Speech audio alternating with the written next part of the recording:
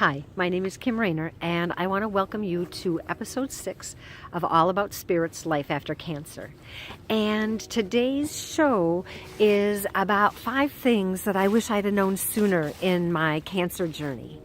And the 5 things that I'm going to talk about today are, first, if you want to know the skinny about what's going on, ask your nurse. The doctor knows a lot, but the nurse knows more. And the next thing is, the symptoms that I get when I'm going through chemo aren't only about the things that you can see. There's a lot of stuff that goes on behind the scenes that you can't see. And number 3 is, I don't know if I want to know about your aunts, sisters, cousins, mothers, brother-in-laws, best friend's wife, and her experience with this. And item number 4 is, I might not be the person that you need me to be in your support network for today, right here, right now. And then item number 5 is about treatment being over and everybody wanting me to do the happy dance, and I'm not feeling so happy today. So, item number 1, right? I want the skinny. If I want to know what's going on, I need to talk to the nurse. My doctor is amazing, and he knew, he could tell me that I was going to lose my hair when I was going through my chemo.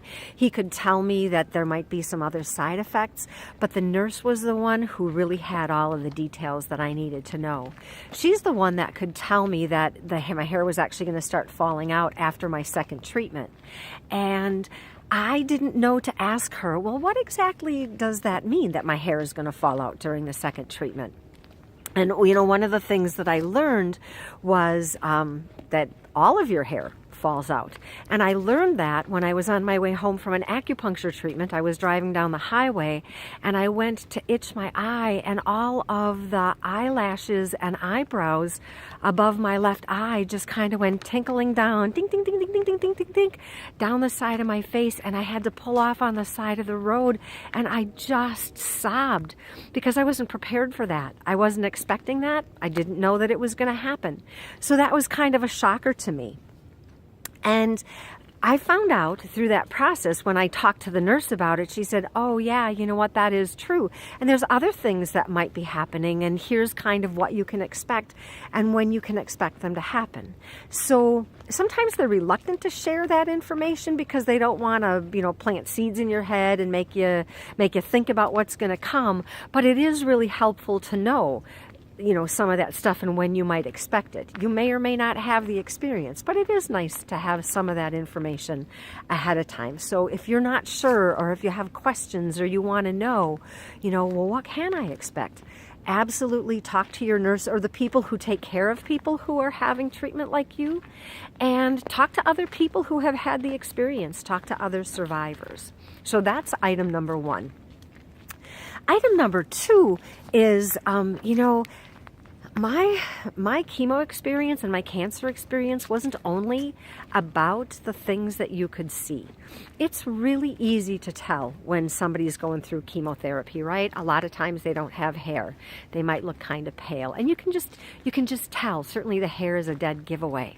But man, there are so many things that go on underneath the skin that you never really know about. And how do you find out about that? How do you figure that stuff out? So, talking to the nurse about it. But some of the things that were unexpected for me were things like tingling in my hands and feet. I had no idea that was going to happen. I had no idea that there was something that was called neuropathy, and it can be chemo-induced, and that it can cause problems for us. So it was a surprise to me. It was a shock for me. I also didn't know that there is a certain amount of people who actually get dizzy when they're walking through their chemo process, or they get something that's called chemo brain.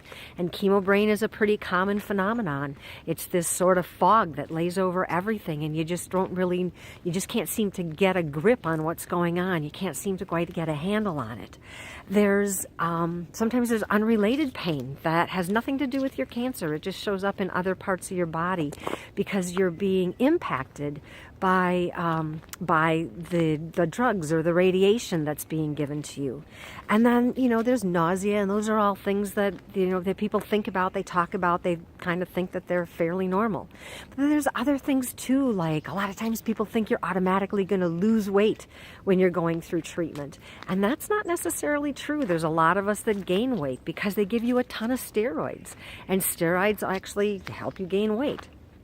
So having an understanding that just because I might look like there's nothing going on, that doesn't mean that there's nothing going on. And being sensitive to that for yourself as the patient or the survivor, but also if you're a caregiver, being sensitive to the person you're taking care of.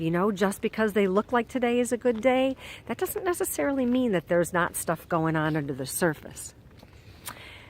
And then the third thing that I wanted to talk about is how many people come up and share the horror story about whoever it is that they know that's had whatever it is that you have, right? It happens in pregnancy all the time. It starts out where somebody finds out you're pregnant or you're getting ready to, close to your due date. And all of a sudden people start telling you all the horror stories about their delivery room experiences. And it's like, well, why do we do that? I certainly don't want to know about your cousin's, aunt's, sister's, mother's, brother's, wife's friend who had ovarian cancer. And I can't tell you how many times people started telling me the story and would get halfway into it and then go, oh, you know what, they actually died. And it's like, okay, really? That is not helpful to me. I don't need to know that. I want to hear the story about the survivor. I want to hear about people like me who are 10 years post-cancer and beat the odds and aren't having the horrible experiences. So before you start sharing the story with someone, or before you start sharing your own story, it's nice to pause and think for a second. Is this going to be beneficial to the person I'm sharing this information with? Is this going to help them? Is this going to perhaps cause them to be more fearful or cause them harm? So just taking a second to think about it before you actually share whatever information you're about to share might be really nice and helpful for the person that you're going to be sharing it with. The next thing that I want to talk about that I really wasn't prepared for was how to be a member of a support system. So I have been the go-to person for a lot of people in my world. I've been the person that they've come to for support. And when I got cancer and when I was going through my treatment, I did not have the energy to be necessarily their support system for everything that they were feeling. One of the things that was going on for them was, they were scared. Everybody has their own reaction to what's going on.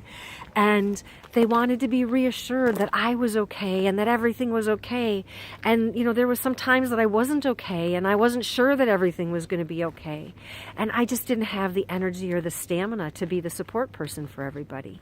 So if you're the typical caregiver and you're the patient or the survivor, it is absolutely okay for you to set some boundaries around that. For you to be able to say, you know what, I really love you and I care about you and I'm going to support you and share with you as much as I possibly can as I'm going through this, but I don't have the stamina and the energy to be your primary support system. So if you need support from someone else, please feel free to reach out to other people. Ask other people for help. Go see a counselor if you feel like you need to do that. But right now, I need to conserve as much energy as I possibly can to make myself be safe and okay. And, if you need to, designate someone else to be your contact person, your point of contact. There's a great program called the Caring Bridge where you can set up an information page on yourself, and you can share as much or as little detail as you want. You can talk about your journey and where you are in the process and how things are going or not going. So that's a great resource that's available. And actually, I'll post some information about that in the comments on the Facebook page later today. And then the fifth thing that I want to talk about is, when it comes to the end of treatment and it's all done and everybody's really excited and you're at the end of your cancer journey and your family is excited and you're not so much feeling that excitement and you're not ready to do the happy dance. In fact, you might be feeling exactly the opposite. There might be a lot of fear or some anxiety going on, or you might even feel some depression, not sure about what life is going to look like, not sure about how you're going to go back to a new kind of normal, if normal is in your plans. And you might be trying to navigate through the side effects of what's gone on in your life. And how are you going to deal with that? Is this stuff going to last forever? Is it going to be done next week? I'm done with treatment. Shouldn't this be done by now? Right? So there's all of this stuff that comes up.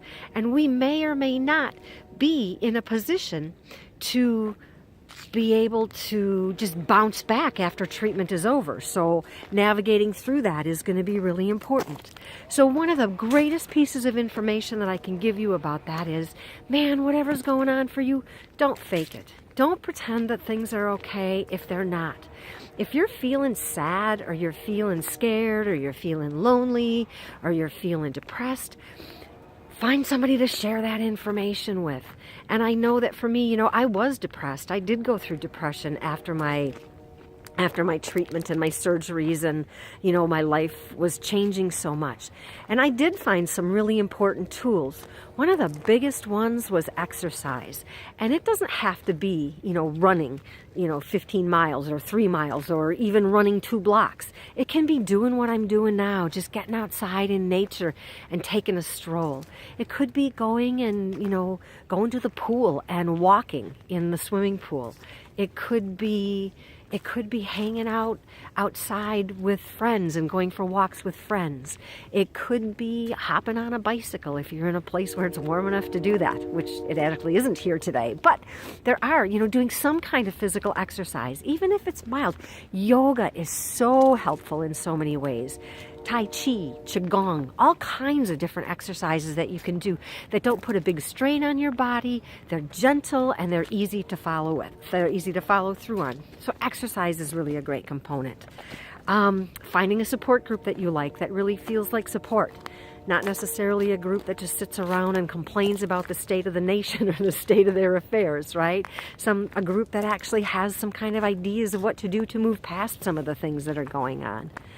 And then another tool that I used a lot was aromatherapy.